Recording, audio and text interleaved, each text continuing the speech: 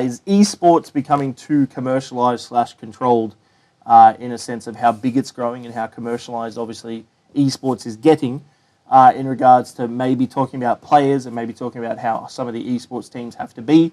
Obviously, we're looking at prize pools now of millions, multi-million dollars these days. We're not looking at sort of a couple of $100,000.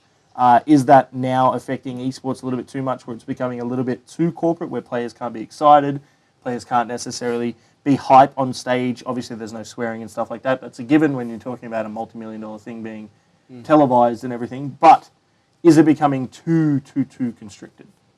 I think it is to a degree, but then I understand it from a business point of view, especially with the more that sponsors are getting involved and there is corporate dollars getting thrown in. Obviously, you want your team members, or I guess you could call them staff, they're your employees.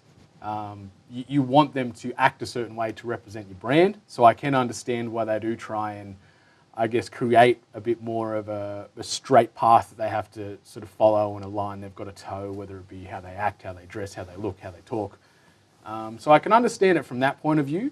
I can understand as well the frustration that comes from that. So an example, obviously, I know you were there as well. Yeah. So Overwatch World Cup, to set the scene, we're at the Overwatch World Cup. A lot of us were all there.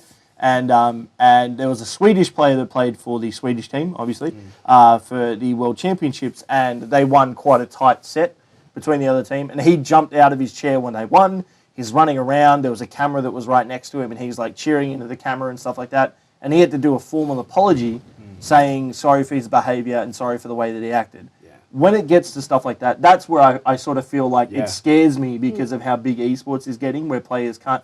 I was sitting there watching it, and this dude did nothing wrong. No. He did 100%. Literally nothing. He literally just jumped up, was excited that they made through a good set, made through a good match, and he was hype. He wasn't rude towards anyone. He didn't flip off anyone. He didn't do anything like that. It was actually he was just happy. It was a really positive engagement. Yeah. Yeah. And I remember a lot of the people in the crowd were like saying, like, who is that guy?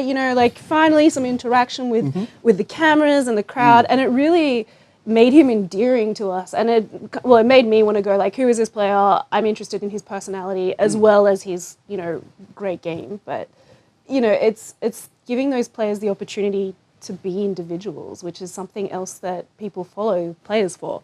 It's like, yes, I can follow number 1 Lucio in the world or number 2 Lucio in the world, but if I like number 2 better, like... Exactly. Like fans like to attach themselves to a team, and then, as you said, like in esports or general sports, everyone's got their favourite player out there and they want to get their jersey and everything else like that. And the fact that they, I guess, are putting a gag order on personalities in that regard, I don't think that's fair. I agree if they are like literally running up to people, flipping the bird in their face or being disrespectful. Yeah, come on. Call of Duty, pretty much. But like when he literally just got up and was cheering and like getting behind his teammates, I think he high-fived his teammate. Yeah. Like that was the extent of his. And it was at the end of a set. Yeah. So that they weren't playing another match; they were about to go on a break. So it wasn't like they're leading straight into a match. He got up halfway through.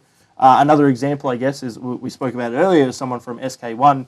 Or SK Telecom, I think they called the Korean League of Legends team. From LoL. Yeah, so Bang from League of Legends. He got he had to do, again, a huge apology for saying something he was streaming over a year ago, and someone said a comment to him that was quite rude, and his response was quite blatant and talking about how much money he earns because the guy was trying to give him crap about a teammate earning more money, and he had to formally apologise for responding to someone because he made a comment over a year ago while he was streaming. See, that worries me. Like, stuff like that I think is really, really sad because, like, these guys are now in a situation where even if they stream, they can't be themselves in any way, shape or form. No, their image is controlled by the team owner or the sponsors, and it'd be rough. It's really policing everything about you, and unfortunately that's the world we live in with social media. It's that every moment's recorded, everything can be dragged up, as you said, from a year ago.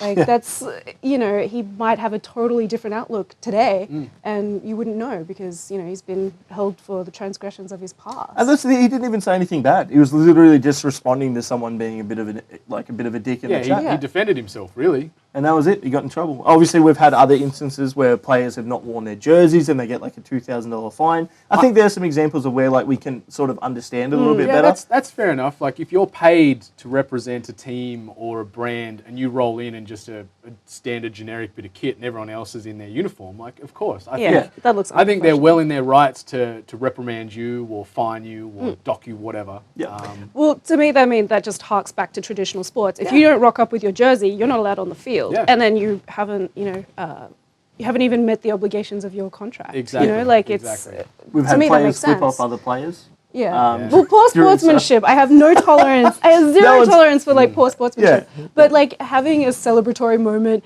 after a big win, you know, like. But do you think do you think we're looking at the situation now where it's a lot like with I'm not a big soccer/football fan, whatever you want to call it, right? But I know that they're very, very strict now in, say, NFL, where you can't celebrate if you score a touchdown. Yeah. I know in soccer, if you like score a goal, you can't take your shirt off and run around anymore or something like that, or otherwise you get a fine. I would hate to see it becoming a bigger thing now with esports being such a force now. There's no denying it anymore. Esports is going to be massive and already is. Yeah. But I don't want to see this thing where, you know, that's the thing for majority of us when we play games, and especially if you're playing a competitive setting, that hype of when you win a match, or whether you're playing at pro level, whether you're playing at small level with your friends, that hype is one of the big things that makes esports what it is and makes it so much fun. And I would hate to see these players that a lot of them are kids. A lot of these players are kids and they want to be excited. Yeah. How dare you enjoy what you're doing, exactly, you're a child. right? Like, And I think you should be allowed to celebrate success because you've worked your guts out and you've just come out on top. I mean, it's important, especially as a team, it's really important to celebrate success as a team to like grow together. like for me personally, I'm really interested to see what people out there have to say. Have they seen this a lot? Is it something that you're worried about as well? Obviously, when we're seeing these major $1 million sponsors now backing these things like McDonald's and Coca-Cola, are you worried that that's going to be a factor moving forward with esports? Have you seen it? I'd love to see some more examples.